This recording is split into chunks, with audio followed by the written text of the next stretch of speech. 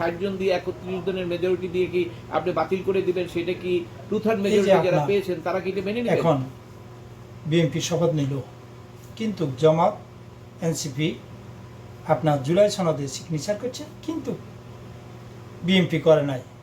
এতে আপনি কি মনে করেন একটু বলবেন? আমি তো কি মিন করে রাজনৈতিক আলোকে যদি বলেন ওখানে আমি কিছুই বলতে পারবো না, কারণ আমি তো রাজনীতিবিদ না।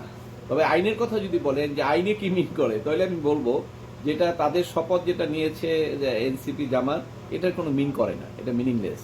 আর বিএনপি যেটা করেছে সেটা সংবিধান অনুযায়ী করেছে, কারণ সংবিধানে যা আছে এর বাইরে তো সরকার চলতে পারে না। কেন এখন তো আমরা গণতন্ত্রে ফিরে এসেছি, আমরা তো গণতন্ত্রের ট্রেনে উঠে গেছি। এখন কি আর আপনি উল্টাপাল্টা ওই আগের মতো মব করলেন, এই এর পদত্যাগ করা হইতে হবে, এটা করবো এগুলো তো আর চলবে না। কেন আমরা তো গণতান্ত্রিক সিস্টেমে চলে আসছি। 2/3 মেজরিটি বিএনপিকে সাপোর্ট দিয়েছে। বিএনপি যে সমস্ত জিনিস তাদের ম্যানিফেস্টোর মধ্যে বলেছে সেগুলোর ব্যাপারে জনগণ পক্ষে রায় দিয়েছে। অতএব ওই ম্যানিফেস্টোতে যা আছে এর বাইরে তো বিএনপির করার কোনো কিছু দরকার নাই, এবং তারা করবে বলেও তো মনে হয় না। কেন করবে? কেন, তারা তো ম্যানিফেস্টো জনগণের কাছে দিয়ে দিয়েছে, এবং যত ম্যানিফেস্টো দিচ্ছে সবগুলোই যে একটা টার্মে করতে পারবে তাও তো বলা যায় না, তাই না? কাজগুলো তো করতে হবে, কারণ একটা সংবিধান চেঞ্জ করা তো সহজ কথা না। অনেকগুলো বিষয় বিবেচনা করতে হয়, বিল আনতে হয়, আলোচনা হয়, ডিসকাশন হয়, তারপরে এগুলো আবার আদালতে যায়, সবকিছু হওয়ার পরে তারপরে ফাইনাল হয়। তো সেক্ষেত্রে এই জিনিসগুলো আছে।